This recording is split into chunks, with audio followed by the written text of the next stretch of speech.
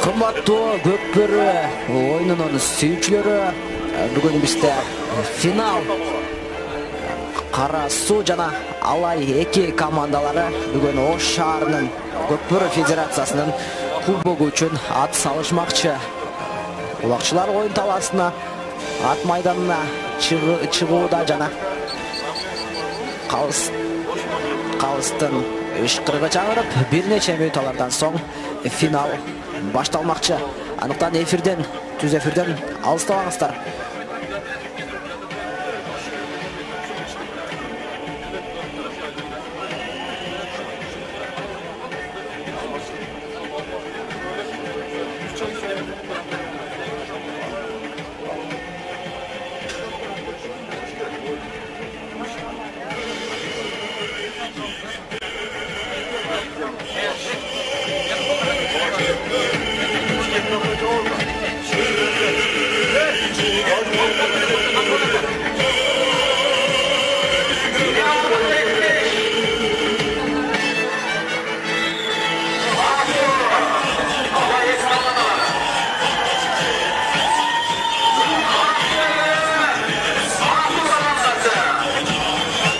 Көпбөрү оюндары Ош шаарында жайгашкан Төлөкөн Кичи районундагы ат майданында болуп жатат.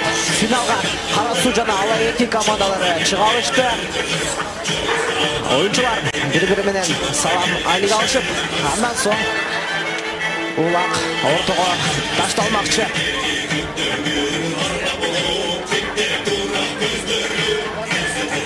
Ал эми сиздердин кызматыңыздарда түз эфирде ТМЖ YouTube каналынан мен Улукбек Сайлыбу жана кесиптешим Сыймык Райымбердиев алып берүүбүз.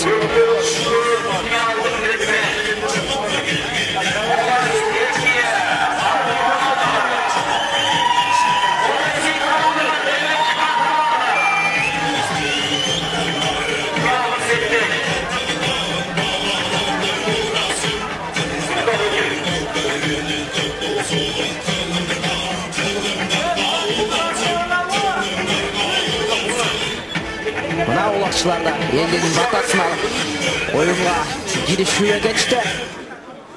Урматтуу көрүүчүлөр, финалга чыккан эки команданын өз ара комундашуу менен финалдык беттеш эки тайм болууга болду. 20 мүнөттө.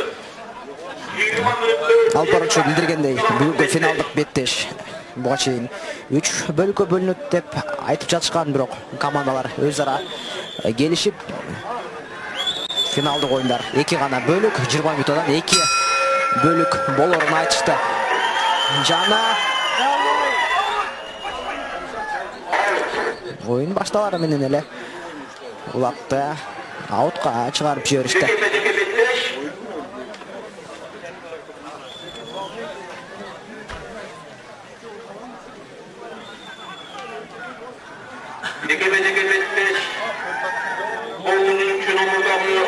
Командасының oyuncusu Mama Kurulu Jakşı'nın ikinci nomurdağı Büyüklerin futbolcu Kara Suu komandası Bingin Atı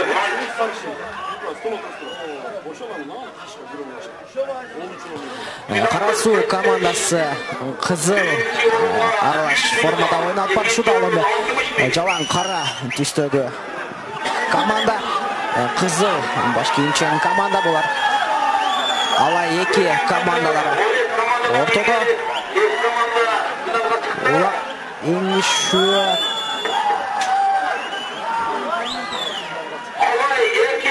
Кара Суу командасынын курамын тааныштырып кетсем, биринчи катар санында Кылычул Акжол Бүркүт аты менен чыкты. Эми экинчи катар санында Пиримберди уулу Бекболсун Мальчик аты менен чыкты. Үчүнчү Кубанычбек уулу Тимурлан Рональдо аты менен, төртүнчү Эсеналиев Толкун Эркесары аты менен, 5-чи Маликов Автандил Карагер аты менен, 6-чы Салманов Санжарбек Байрак аты менен, 7-чи Омонов Манас Каракуш аты менен, 8-чи Абдинияс уулу Истанчик Корабль аты менен, 9-чу Арапбай уулу Жолболду Акула аты менен, 10-чу Кадырбек уулу Тилек Чайгашка аты менен, 11-chi Камалдин уулу Ильяс Неймар аты менен жана 12-чи катар санында Тойчубаев Кабыл Айсар аты менен бүгүнкү беттешке чыкты. Эми Алай эки командасынын курамы 1-чи катар санында Сыркабаев Эмирбек, 2-чи Мамат Амар Бектурсон, 3-чү Айгали уулу Мирали, 4-чү Дөгичовой Карасу командасы, Карасу командасынын капитаны Кылыч уулу Адыл эсеп санын ачалды.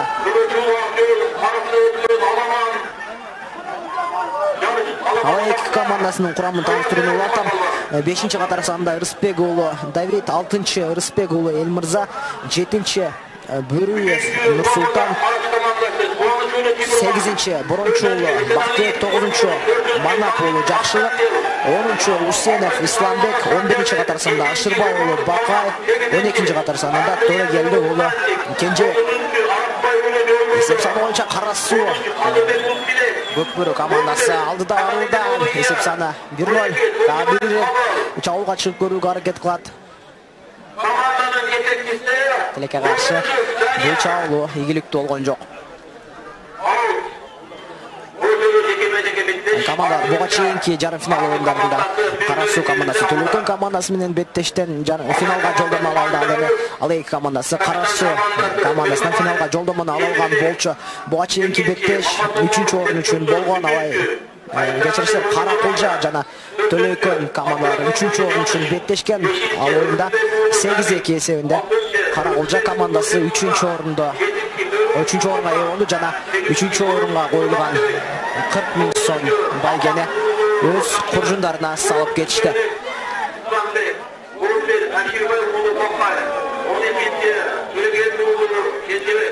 Өтө кооптуу Карасу командасынын оюнчусу аттан голат түшүп жаракат алып калган сыяктуу.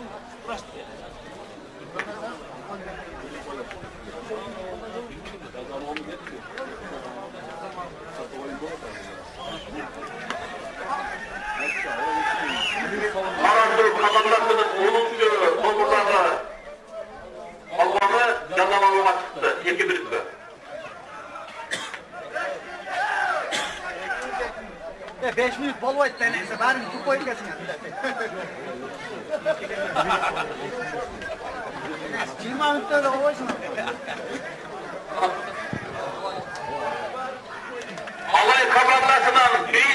Азыр Карасу командасынын 10-чу катар номердеги улакчысы Кадырбек уулу Тилек 2 мүнөткө жаза алып оюндан четтетилди. Ал эми оюн таласында жекеме-жеке жана улакчылар катуу таймашып жатат. Чийинден чыгышты жана Алай командасында улак азырынча Алай командасы улакталып баратат жана улак оюн таласынан чыгып кетти. Улак оюн таласынан чыгып кеткенде байланыштуу. Азыр кайрадан эле жекеме-жеке орун алмакчы.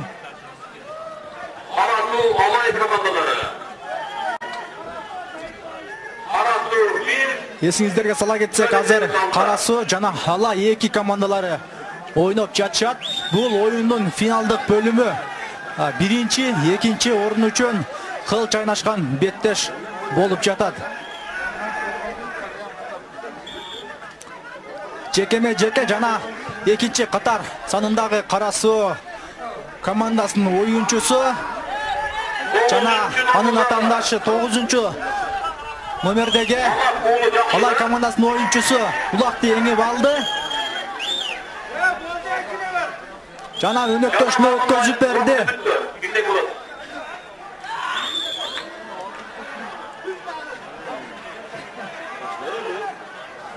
Азыр Алай командасынын оюнчусу улакты такымына басты жана Шабуылға өтүүгө аракет кылып жатат.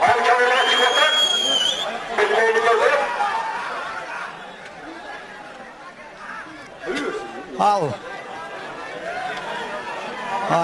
каршылаш команданын жазгыры үчүн өзүнүн тайгазанына барып алаксытууга аракет кылып жатат.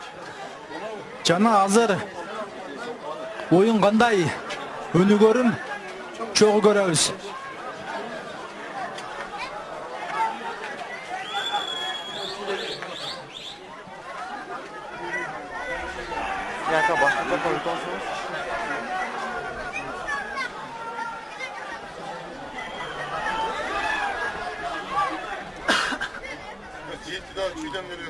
Эскерте кетсек, Кочкол сары түстөгү улакчылар бул Кара Суу командасы, ал эми кара түстөгү улакчылар бул Ала 2 командасынын оюнчулары. Азыр улак Кара Суу командасынын тайгазанын чанында катуу беттеш болуп жатат.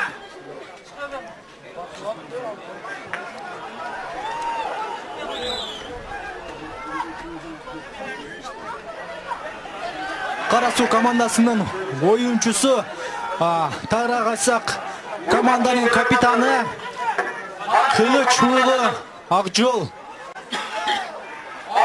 эсеп сандарын жаңылоого аракет кылып жатат.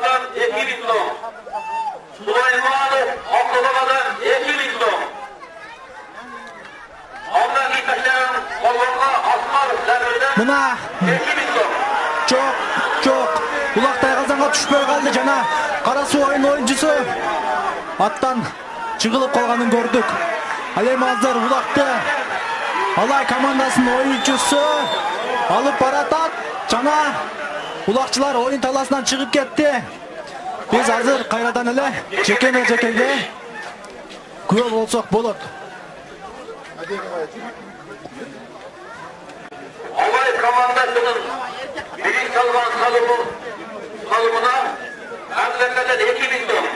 Жекеме-жекеге Кара Суу командасынан экинчи катар санындагы Пиримберди уулу Бекболсун азыр ал эми улак кийимден чыкты жана ушуну менен оюн таласынан да чыгып кетти. Кайрадан эле азыр жекеме-жекеге күбө болсоңуздар болот. Birinci tayımın 10. minutunda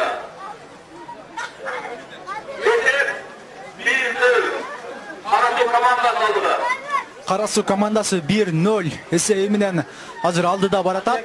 Ал эми улактын оюндун биринчи таймдын 10 мүнөтүн көрүп жатасыздар. Жекеме-жеке ага кайрадан эле экинчи катар санындагы Кара Суу командасынын оюнчусу Пиримберди уулу Бекболсун ал эми 9 катар санындагы Алай командасынын оюнчусун жекеме-жекеде көрсөңүздөр болот. Азыр улакты эки команданын оюнчусу тең ала элек.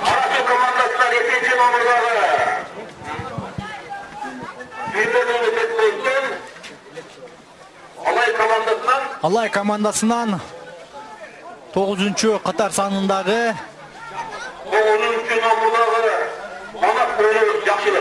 Жакшылык аттуу чабангесибиз азыр кийимдин ичинде улакталууга аракет кылып жатат.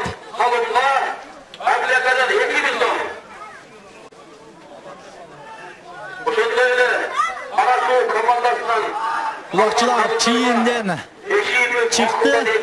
Азыр улакта Алай командасынын оюнчулары тайгазанга алып бара жатат. Бирок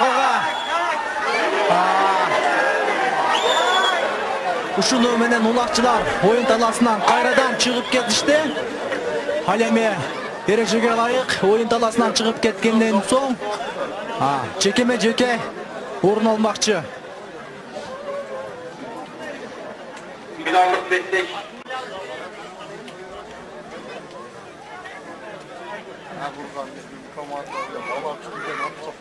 Esingizlerге сала кетсек, ойын кечеден бери тагыраагы 22 февралдан бери уланып жатат. Жалпы 12 команданын ичинен бүгүнкү күнгө 4 команда чыккан жана азыр финалдык беттеш болуп жатат. Ага Кара суу жана Алай 2 командалары катышып жатат. 1-0 эсеби менен Алай командасы Кара суу командасы азырынча алдыда.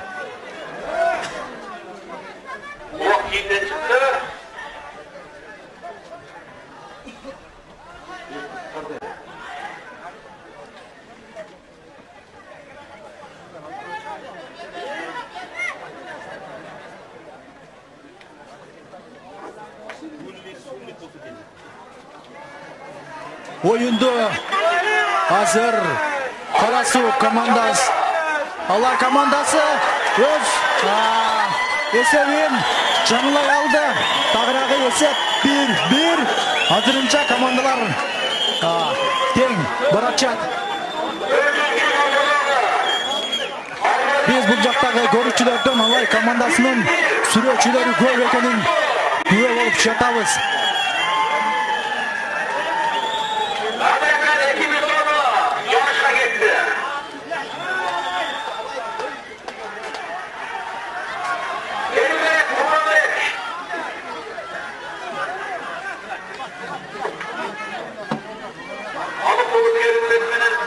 Кыл чайнашкан беттеш орун алууда. Ал эми Алай командасынын оюнчусу улакты жерден көтөрүп кетүүгө аракет көрүп жатат. Жана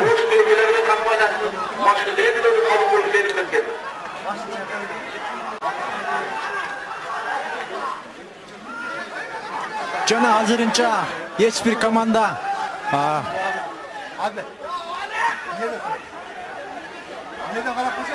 улакты өзү алып бараткан жок. Азырынча улак талаш болуп жатат жана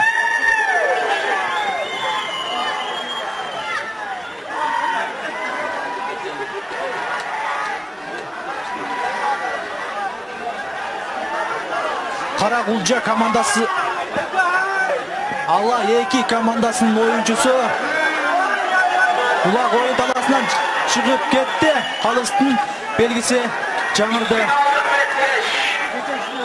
Азыр команданы жеке орун алат.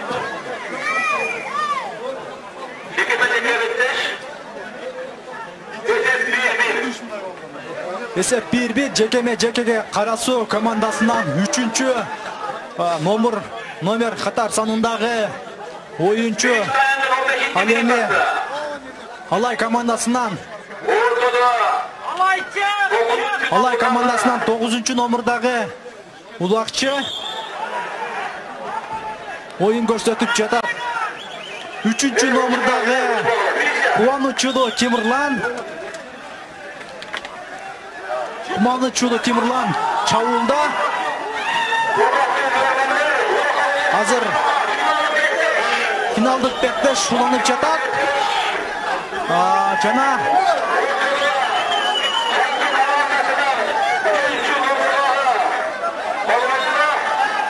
3-чү номердагы улакчы чабууга өтүүгө аракет көрүп жатат. Азыр бул жакта күйөрмандар дагы бүйүр кызыткан оюнга күбө болуп катуу сүрөнгө алышууда.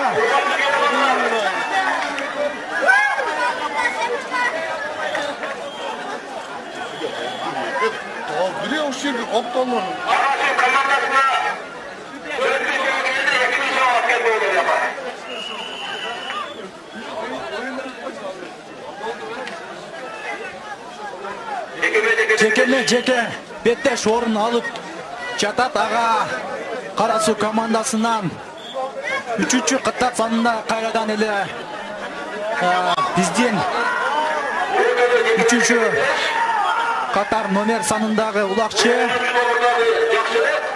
Кубанычулуу Тимирлан жана 9-чү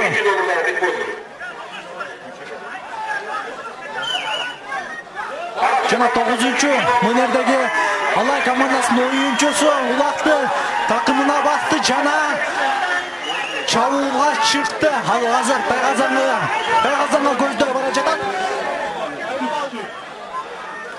Бирок ага каршылаш команда катуу тоскоолдук көрсөтүүдө. Birinci orunda olan komandaya 100 bin som, al эми экинчи орунду алган командага 60 bin som сыйлык каралган.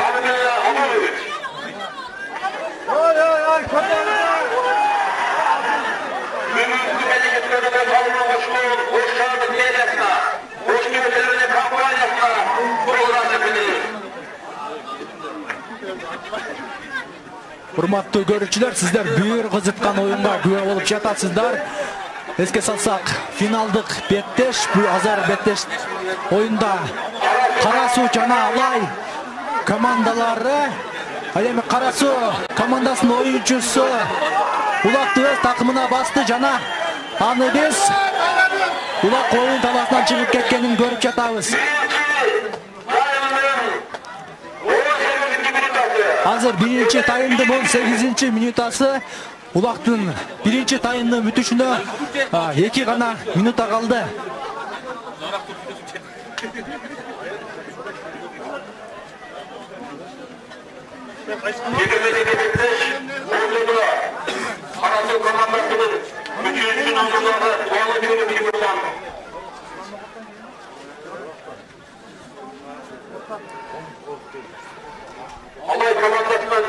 Кара Суу командасынан жекеме-жекеде кайрадан эле кубанычуулуу Бекболсун жана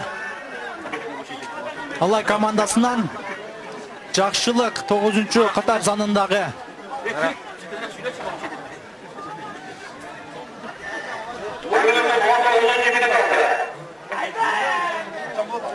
оюндун 19-минутасы жана азыр Улак Алай командасынын оюнчуларынын такымында.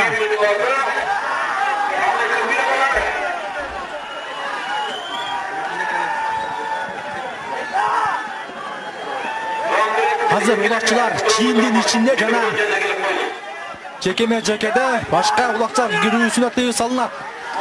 Улакчылар чийинден чыкты. Алай командасынын оюнчусунда Улак жүрөт.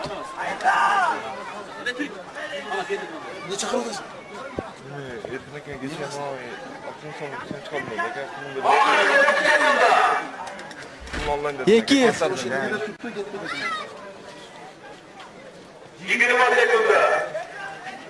Улак биринчи таймдын бүтүшүнө 20 секундта калды. Ал эми эсеп сандары 1-1.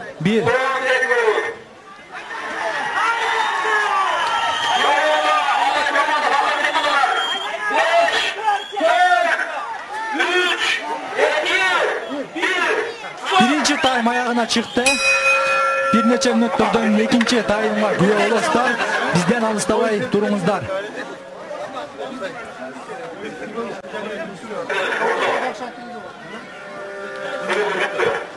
Мына жиди тайт болобу коч аздыратасыз баягыны. 3-орун неме? Азака, о, чайнек чай берип коюңуз.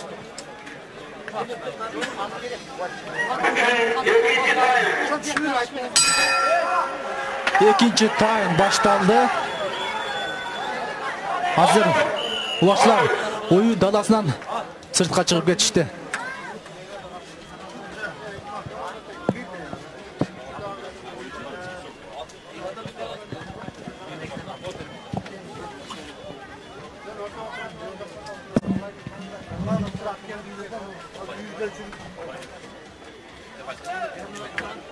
Sizlerden nazarınızda kayradan jekeme-jeke Кара Суу командасынан экинчи номердеги Пиримберди уулу Бекболсун, ал эми Алай эки командасынан 9 номердеги Жакшылык аттуу улакчылар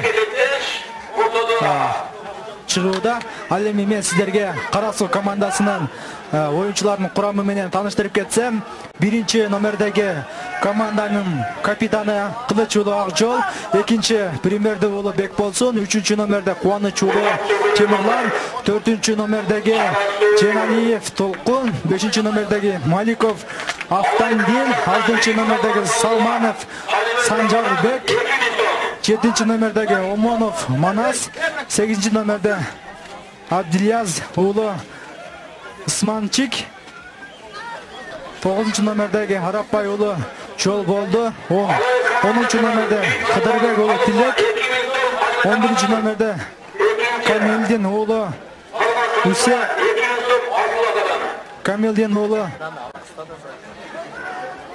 Үсен, 12 номерде Тойчубаев Кабыл. Ал эми Каракулжа, ал эми ала эки командасынын оюнчулары менен таныштырып кетсем.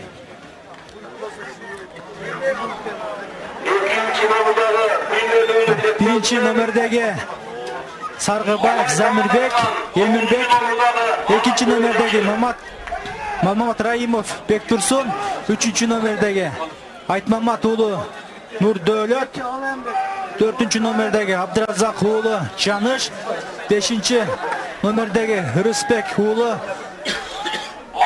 Давлет, алтынчы номердеги Төрүбаев Нурсултан, 8 номердеги Борончу уулу Бактыбек, 9 номерде Мамыт уулу Жакшылык, 10 номерде Усенов Исмаилбек, 11 номерде Амирбай уулу Бакай, 12 номерде Төрөгүлдү уулу Канатбек.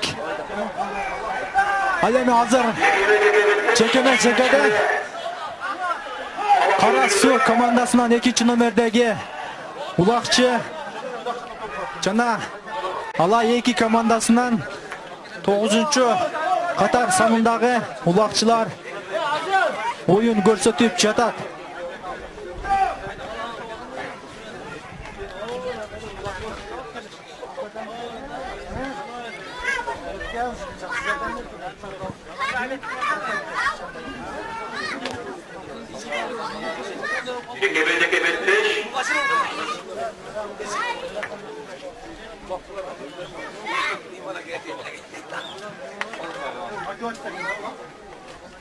Эгер эки улакчы ушул бойдон оюнду уланта берсе, анда калыс жекеме-жеке чыккан улакчыларды алмаштырыш керек болот.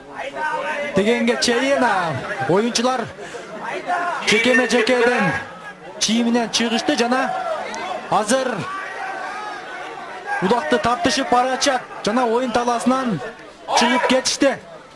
Азыр эми кайрадан жекеме-жеке орун алмакчы.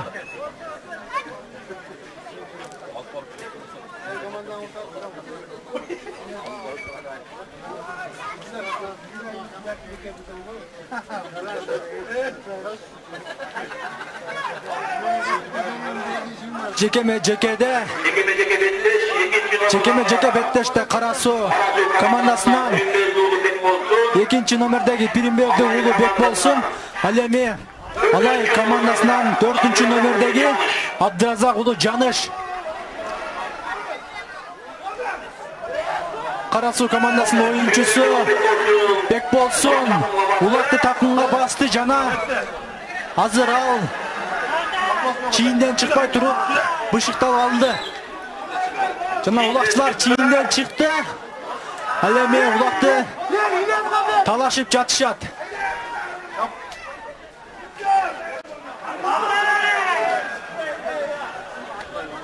Азыр улак Кара Суу командасынын оюнчусу алып баратат улакты.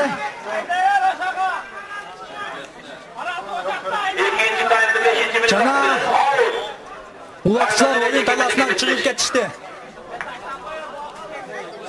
Азыр кайрадан жекеме-жеке беттеш орун алат.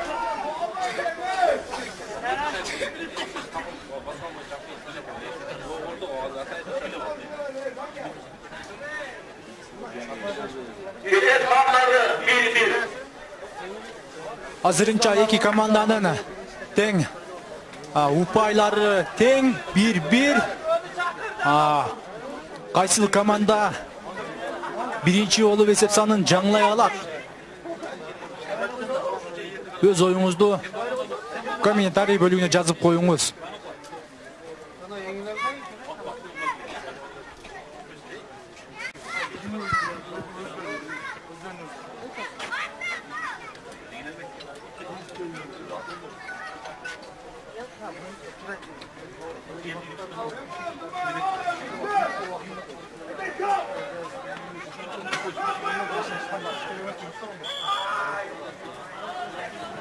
Азыр жекеме-жеке орун алып жатат. Жекеме-жекеде Карасуу командасынан кайрадан эле экинчи номер санындагы улакчы Пиринберди уулу Бекболсун жана анын атааңдашы Алай командасынан болчу. Азыр Карасуу командасы чабуулга чыкты. Экинчи номер санындагы Бекболсун азыр Тайгазанды барууда жана өнөктөшүнө улакты өткөзүп берди. Улакчылар оюн таласынан чыгып кетишти. Улакчылардын оюн таласынан чыгып кеткендигине байланыштуу кайрадан эле жекеме-жеке беттеш орун алмакчы.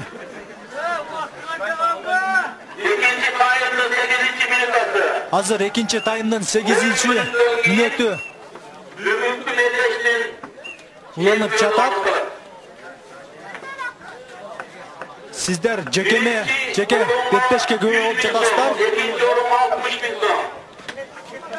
Жекеме-жекеде кайрадан эле Карасуу командасынан 3-чү санындагы Кубанычулуу Тимурлан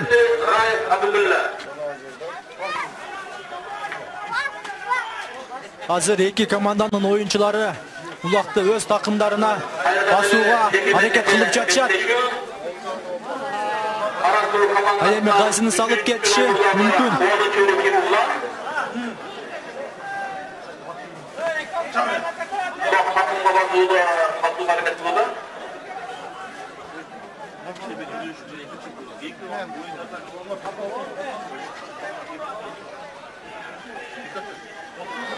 Азыр оюнчулар жекеме-жекеменин чийинен чыгышты жана башка команданын курамындагы оюнчулар дагы улакты тартышып жатат. Экинчи раундтун азыр 9-мүнөтү уланып жаткан чагы.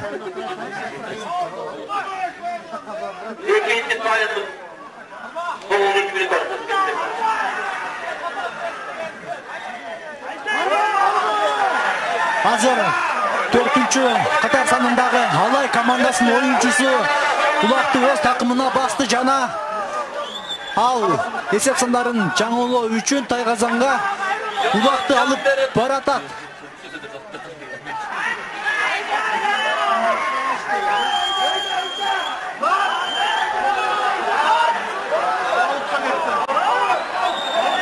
Улакчылар оюн таласынан чыгышты. Ал эми азыр кайрадан эле жекеме-жеке беттеш орун алат.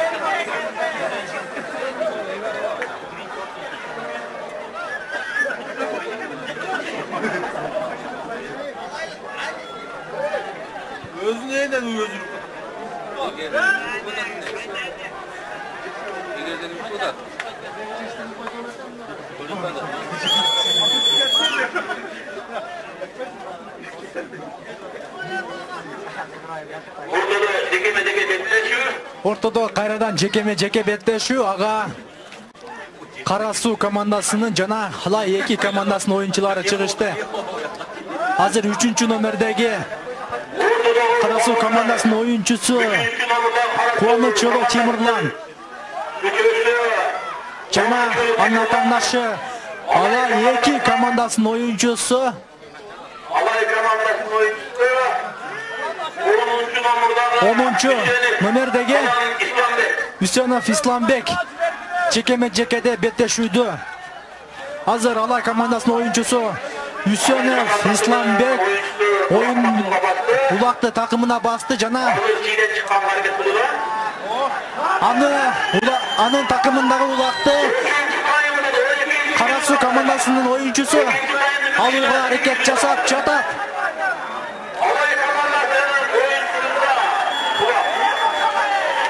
Алай командасынын оюнчусу Исламбек өз өнөктөшүнө улакты өткөзүп берди.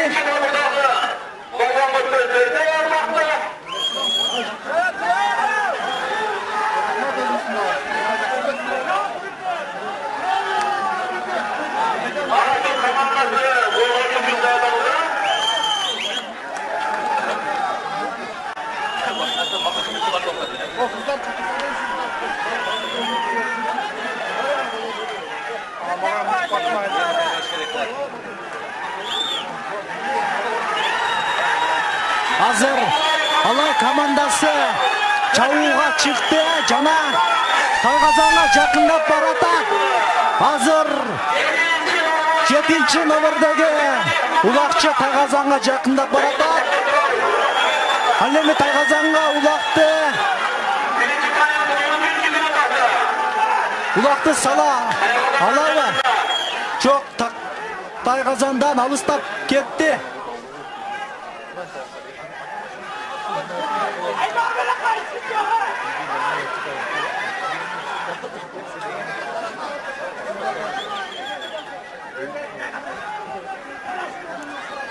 Аябай бүйүр кызыткан оюн болуп жатат. Азыр финалдык беттеш Алай жана Карасуу командалары. Кайрадан эле Алай командасынын мүчөсү, оюнчусу. Жок, оюнчулар оюн таласынан чыгып кетишти.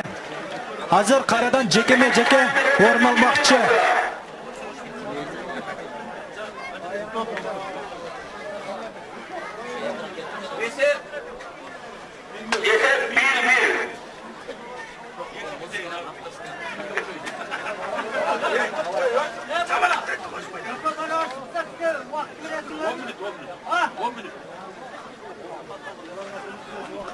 Азыр сиздердин назарыңыздарда жекеме-жеке ага Карасуу командасынан 2-чи номердеги Примерди Улубек болсун жана анын атааңдашы каршылашы Алай командасынын оюнчусу Алай командасынын оюнчусу азырынча катар номери көрүнбөй жатат.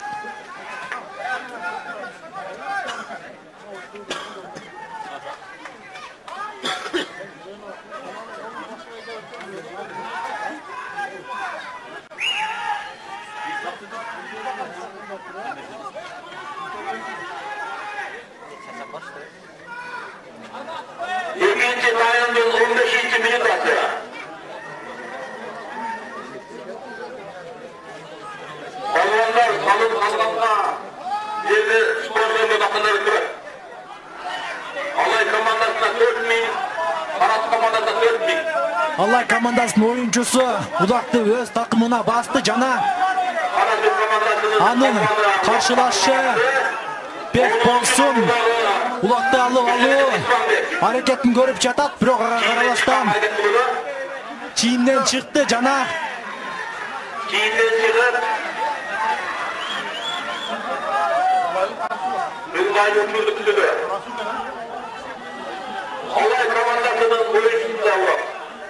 азыр улак Алай командасынын оюнчусунун такымында басылуу.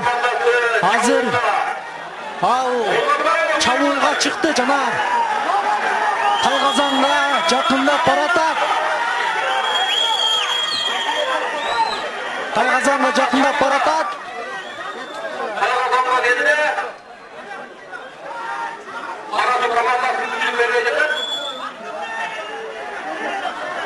Ал эми улакты өз өнөктөшүнө өткөзүп берди.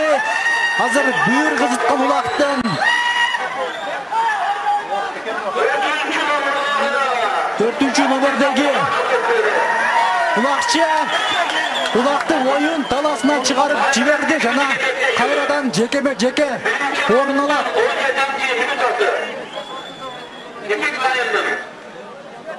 Экинчи таймдын 17-минутасы оюндун жыйынтыкталышына саналуу гана мүнөттөр калды.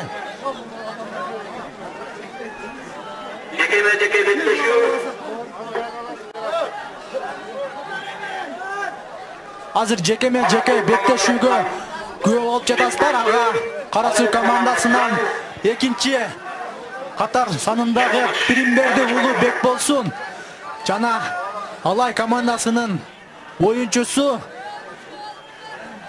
10-номердеги Жаныш Мамыт уулу улакты өз такымына басты жана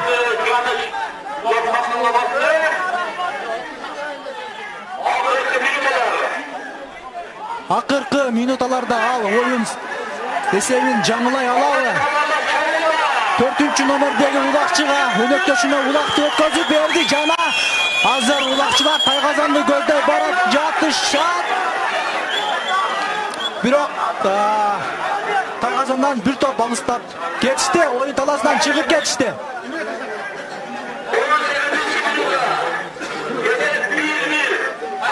Эсеп 1-1. Оюндун бүтүшүнө болгон 2 гана мүнөт калды.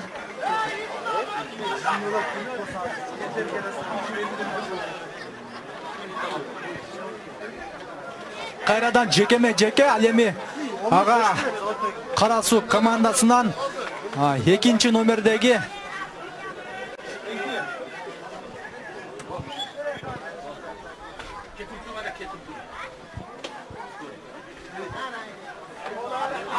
Кара Суу командасынан 2-номердеги улакчы Пиримберди уулу Бекболсун жана Алай командасынын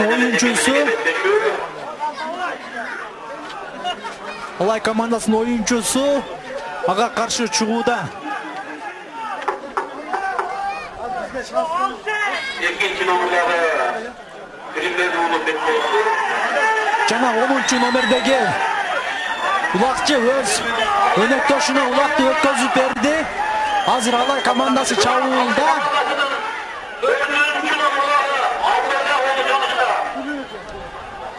Абдылда уулу Жаныш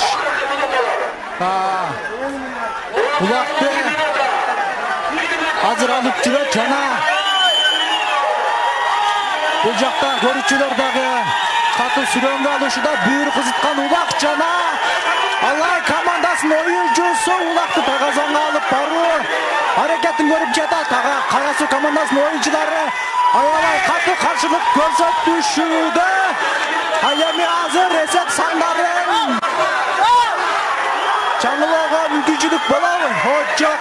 Улакчы жыгылды жана улак жерге түшүп калды.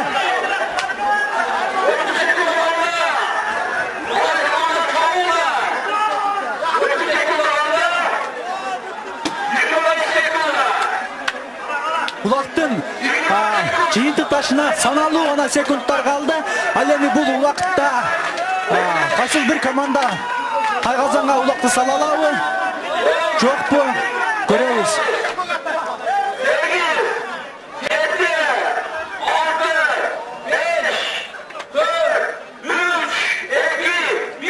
Жок, улак бүттү. Жана эсеп 1-1. Азырынча тең чыгууда. Ал эми калыстар кандай чечим чыгарат? Биз менен бирге күбө болуңуздар.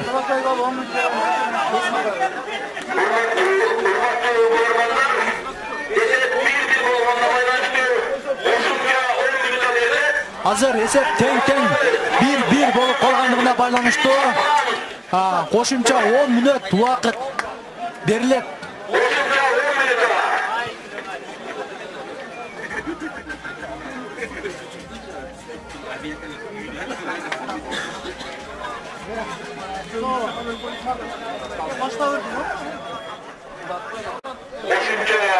Кошумча 10 мүнөт жана улакчылар азыр улакты кайрадан жерге түшүрүштү.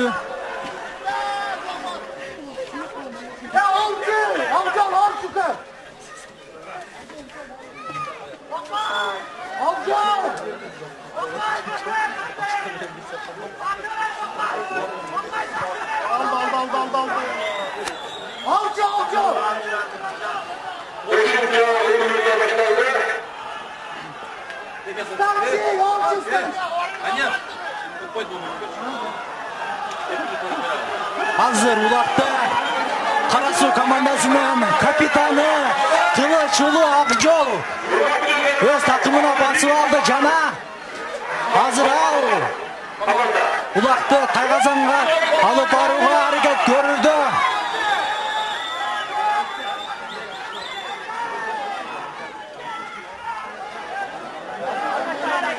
Улак дагы деле Кылыч Улуу Акжолдун такымында жүрөт жана ой эмне болду? Менимче оюн таласынан чыгып кетишти окшойт.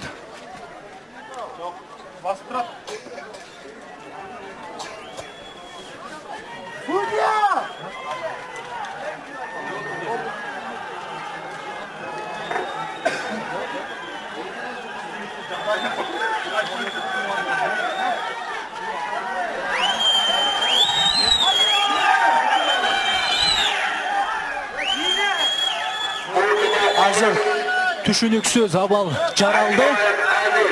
Башкы калыс азыр кандай билдирүү берет? Күбө болуңуздар.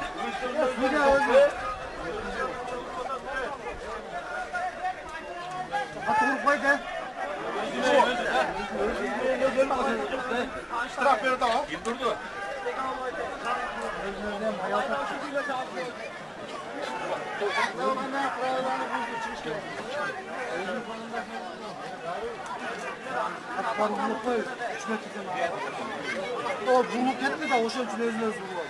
Bunu bakamıyor.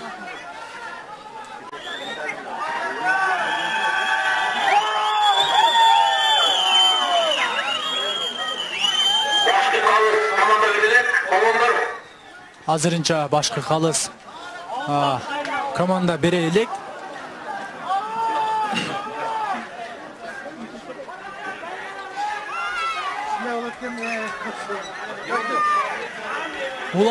Oyun ошол жерден уланды жана команда капитаны 11-чи катар номериндеги улакчыга улакты өткөзүп берди.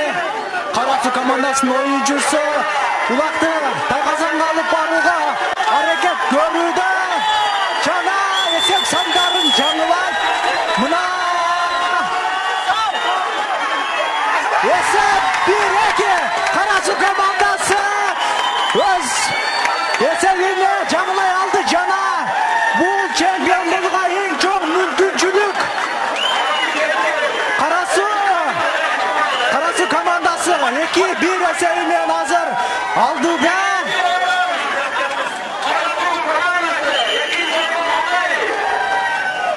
Биринчи орунду Кара Суу командасы багындыра алса, экинчи орунга Алай командасы жетишти.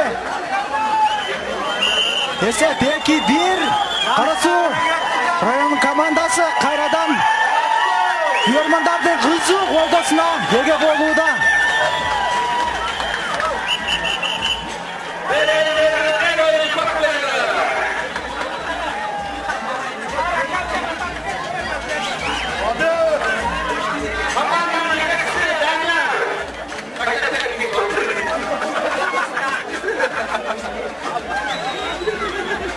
Урматтуу көрүүчүлөр, бүгүн Ош шаарынын Көкбөрү федерациясынын жана Ош шаарынын мэринин болдосунун алдына өткөрүлгөн Көкбөрү боюнча Ош областынын чемпионаты жыйынтыкталды жана анда Кара Суу командасы 1-чи орунга жетишти.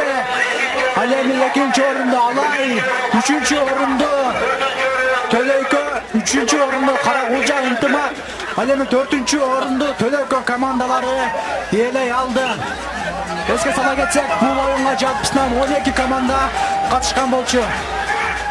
Сиздердин кызматыңыздарда мен Рыспай Мажитов, кесиптешим Улукбек Салиулу жана Сыймык Райымбердиев болду. Мындан ары дагы биз менен бирге болуп туруңуздар.